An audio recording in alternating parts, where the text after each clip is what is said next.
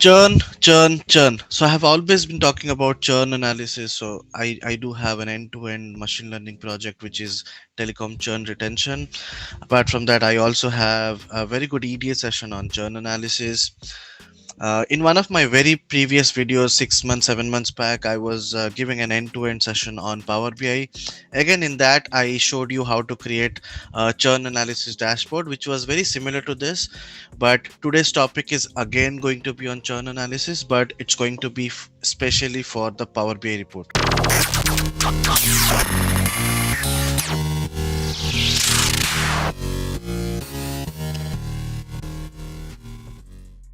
Now, it's a series of three videos. I'll be releasing three videos separately, and it will focus entirely on the end-to-end Power BI project, and it will definitely be helpful for people who are going for the business analyst roles or data analyst roles.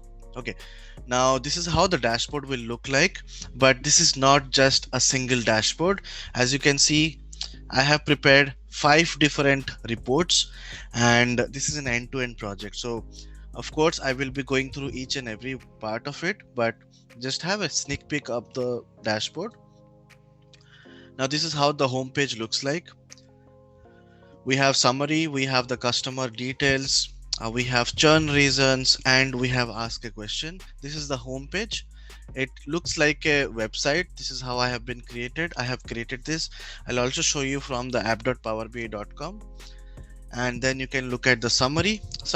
Basically gives you an entire picture of the entire customer population and the churner profiles. So it gives you an idea. Okay, this is how the entire population data looks like, and this is how the churner profile looks like. So by looking at the data itself, you will be able to point out, okay, these are the differences. And then I have another report or another dashboard for customer details, which will have individual customer details. I have a slicer here. As you can see, I can select the customer IDs, and then based on the customer IDs, all the details will be shown. Let's say, okay, somehow this ask a question came. Okay, so we have personal details, other details, and phone services. What's the contract type, what's the payment method, what's the total charges, what is the churn index score. That means 34% chances are that this customer might churn, right? And of course we have used some machine learning predictive model building. I'll talk about that. And then this basically tells you that what is the risk level of this particular customer. Is it low risky, is it high risky, and all those things. Then I have churn reasons, which will give an entire picture about the churner profiles. Like, we have 2057 risk customers. The average risk score is 26.57 of the entire population. The total charges of the entire population is 16 million, but 2.42 million is at stake for the company because these are the risky customers.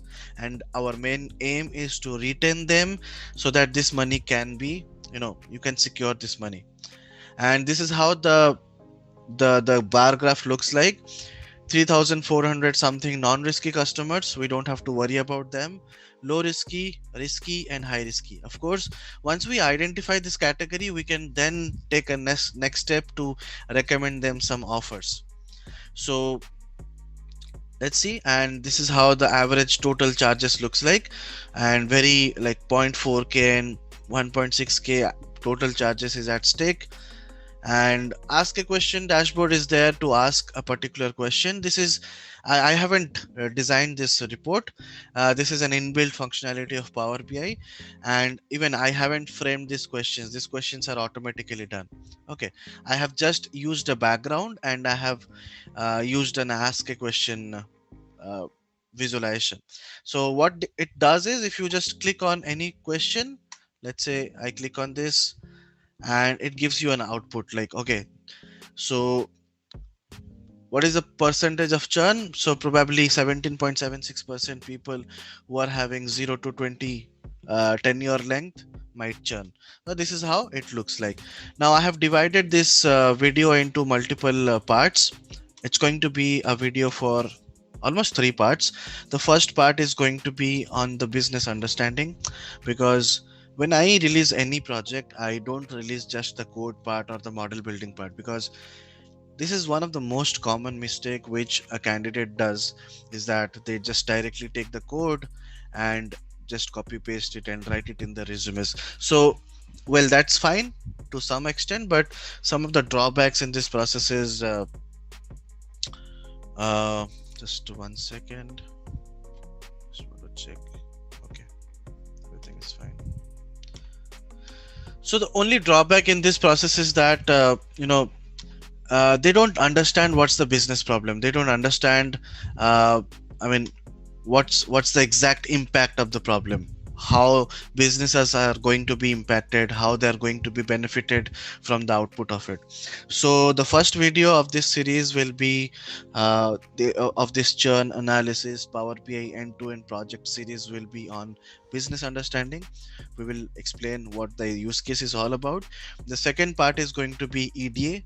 Now, as we already know that EDA is nothing but exploratory data analysis, getting data insights. Now EDA can be done in multiple ways. It can be done in Python, it can be done in Power BI, it can be done in Excel. But as this is a Power BI related thing, we will do everything in Power BI. But in case if your interest level is on the Python part, it's okay. I mean, anybody can do EDA in any of the tech stacks they like to. If they are more comfortable on Excel, they can do it on Excel. There is no such compulsion on that part. But in case you are interested in Python based EDA, I have an end-to-end uh, end-to-end document for it, end-to-end code for it. I'll also leave this link in the description below so that you can check it out. But this particular series of videos is going to be dedicated to the Power BI. Okay, so let's get started. The first topic is going to be business understanding. Second part I will release for EDA in Power BI, and the third part will be the dashboard, where I will explain how I have created the dashboard. Of course, I cannot create the dashboard immediately in front of you guys, but I'll tell you how I have created. So let's get quickly started on this telco retention. Now everybody tells me that why you always speak about retention. It's one of the most common topics. Now even though it's one of the most common topics, many people know about it, what exactly it is, but many people fail to explain the details, why and what of this particular business problem. So of course I do have more videos coming in. Honestly speaking, I'm working hard. There is a video on hate crime in USA. I am also working on one of the cricket analysis dashboards, where I will show you the end-to-end cricket analytics, and many more videos. I also have one video related to cybersecurity. So within a span of 1 month, I'm going to release 3 more projects apart from this one. So just you know be with me. So let's get started, guys. As you already know, my name is Satyajit Patnaik and welcome back to my channel. And let's get started with the business understanding part. So telco retention, how data science can be used to address telco churn. Again, this is a very high level agenda. I'm not going to cover each and everything, but the basics of it so that you understand. I'll also leave some of the slides to you so that you can check it later on. So the background is that operators are losing share in today's competitive market. There are a lot of telco companies in India, and when Jio comes in with a very low package, there is a lot of loss to other vendors as well. And many people are leaving their companies and going to some other companies. For example, let's say I was working, let's say I was using Vodafone couple of months back. Airtel gave me an offer and I moved to Airtel. Today Jio is giving me a good offer, I'll move to Jio. So portability is a very common issue in India, and it's very easily done. That is the reason people are like easily churning companies. And when a customer leaves the company or gets churned, it's very difficult to get a new customer, right? So always companies focus on retaining the customers. When it comes to the business, retaining a customer is more profitable as compared to getting a new customer. Getting a new customer is a headache. Now I have been working in telecom churn things and all those things since quite a long time. I know the pain, right? So tougher telecom environment, smarter and more demanding customers, yes.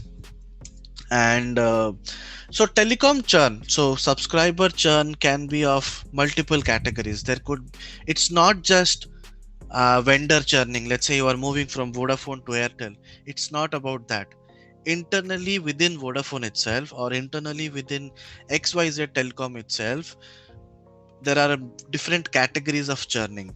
If you look at this particular graph or particular image, you will be able to understand that majorly in telecom there are four types of subscriber churn.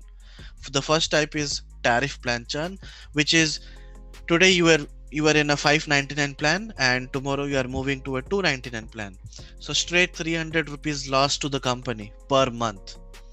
Just calculate it for 1 year, 3600 loss for one customer. Let's say thousands and thousands of customers do this, there's a loss in millions, right? So tariff plan churn is going to be the first category. The second one is going to be service churn. Let's say you were a postpaid user and you are churning to a prepaid part, or probably, okay, sorry, that's product churn, my bad. Service churn is basically, let's say you are a prepaid subscriber, uh, you have internet plan, you have night plan, you have SMS plan or something, and you have that a monthly plan. So you're moving from a monthly plan to a weekly plan, or maybe cutting down some services.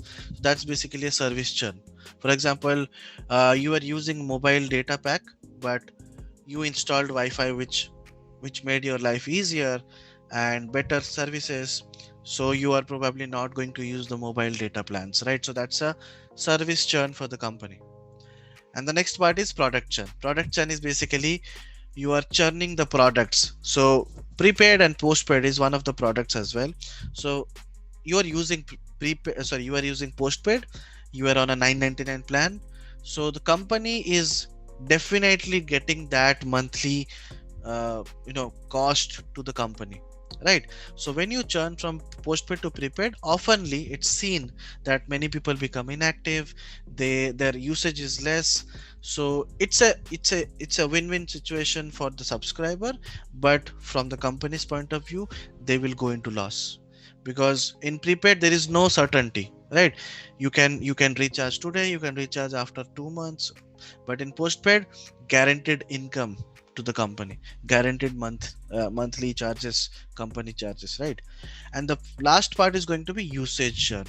Again, usage churn is inactive to zero usage. Let's say again, same thing, like you were using let's say free call package, everything is free, but the usage is decreasing.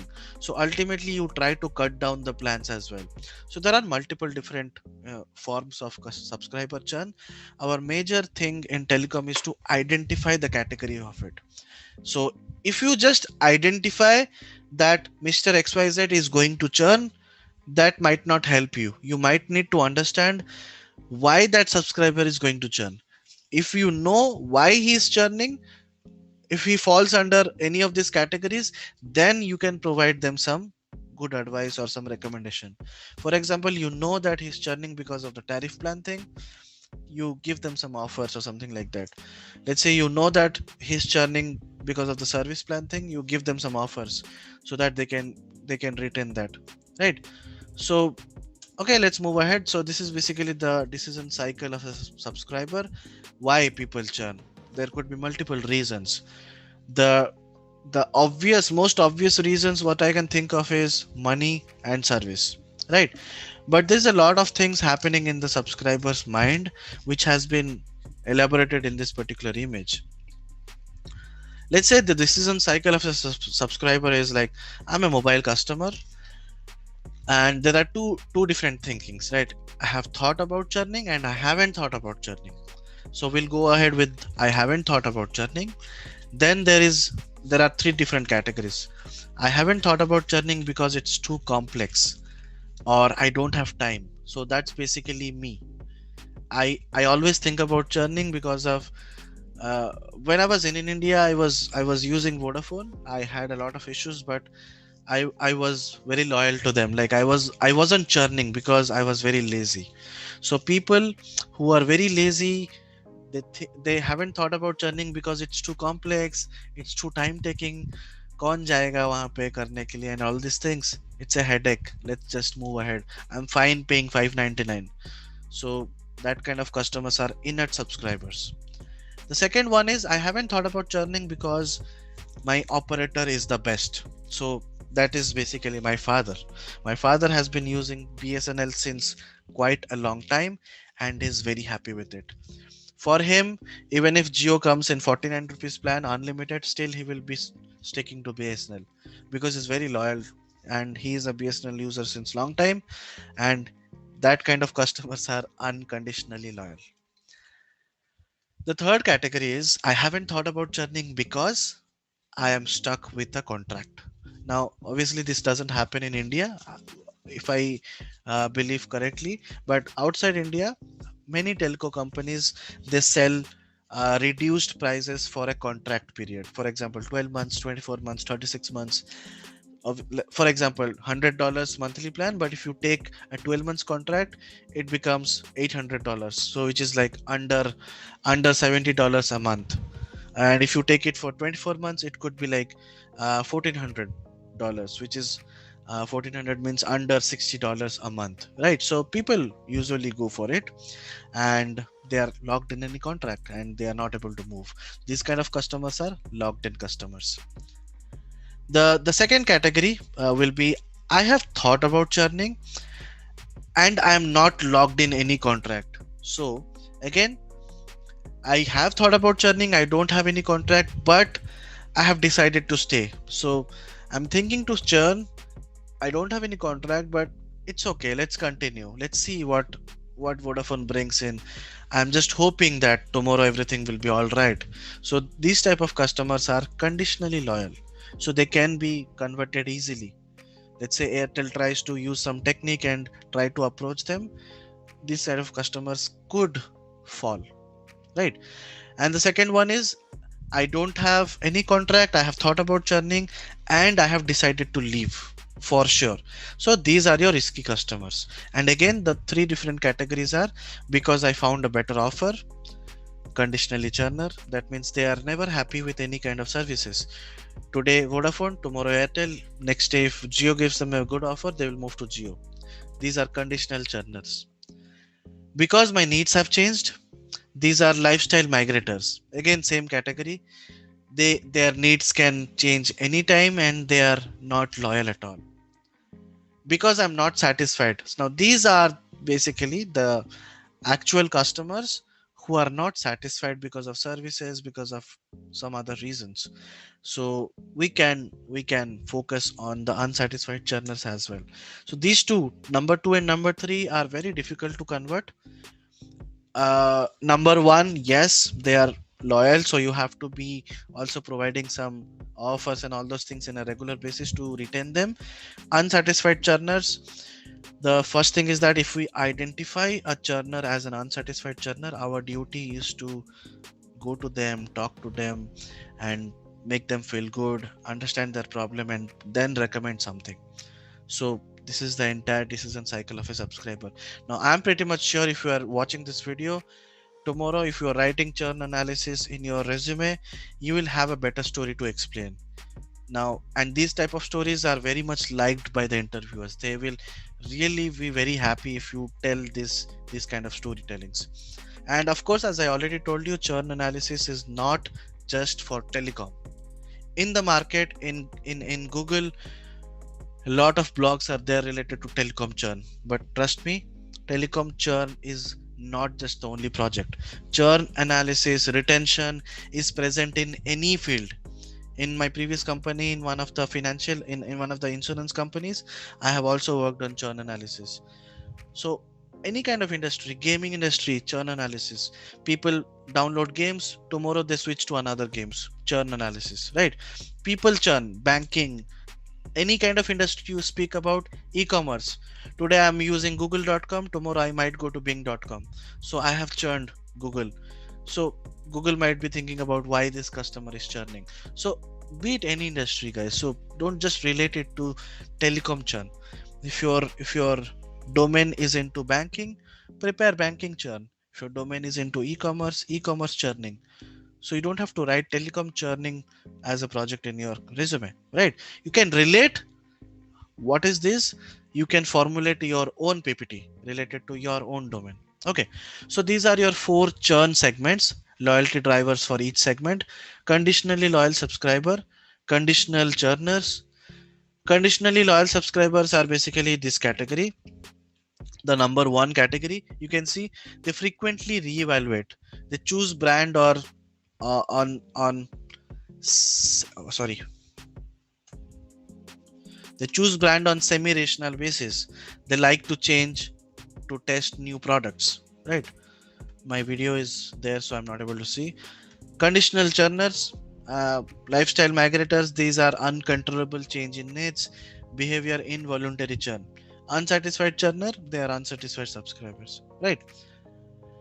So I'll not talk about all these things. These are basically how to create the data science model part, how to build loyalty and all these things. This is a very high level overview of the data science led approach. First thing is EDA, capture and analyze. Second part is report and predict. Once you predict it, then comes your recommendation part where you can recommend the offers to the customers. Trust me, many people don't know about the third step. Many people who write churn analysis in their resumes, they don't know about this part, the recommendation part. Okay, so they know about the capturing, they know about the prediction part. So let's get started. Let's get ahead. How to collect the data? This is the major task of a data analyst. Okay, data could be anything. It could be customer profile data, it could be usage data, it could be feedback data, it could be customer when you are calling to the customer care, those kind of audio data. It could be anything. So first, as a data analyst, our task is to capture as much data as possible. Okay, that could be from one different source, one team, that could be from multiple teams. But when it comes to industries, you might be able to answer better, because it all depends. In MNCs, multiple teams own multiple databases. Let's say team X is the owner of customer details, team Y is the details of customer recharge details, team C is the owner of the customer service related queries details. So you have to talk to them and grab inputs, grab data, and then comes your unstructured to structured data formatting, data cleaning, and all these things. Okay, that's part of your EDA. Same goes with the business analyst as well, but business analysts are more focused towards the business understanding. Okay, capture, analyze, I'll not talk about these things. Again, building a predictive churn model. Building a churn model is not the aim of this particular series. I'm not going to explain you how to create a predictive model, how to create a churn model. If you are looking for churn model, just search for end-to-end machine learning project Satyajit. You will get a related data to this. Like, I have a end-to-end Python based model part. Okay, you go for that. But this is a Power BI thing, so I'm not going to explain the model building part. Like, I'll explain, but very high level. So this is all about this PPT is a lot. It speaks about a lot of things, but for the Power BI part, I think that's more than enough business understanding and all those things. So that's it for today's video, guys. That's it for this part, and next part will be on the EDA, and of course the third part will be on the dashboard. So stay tuned and watch out my channel for the latest videos. Please subscribe the channel and hit the bell icon for getting the notifications earlier, and please like and share the video. Thank you.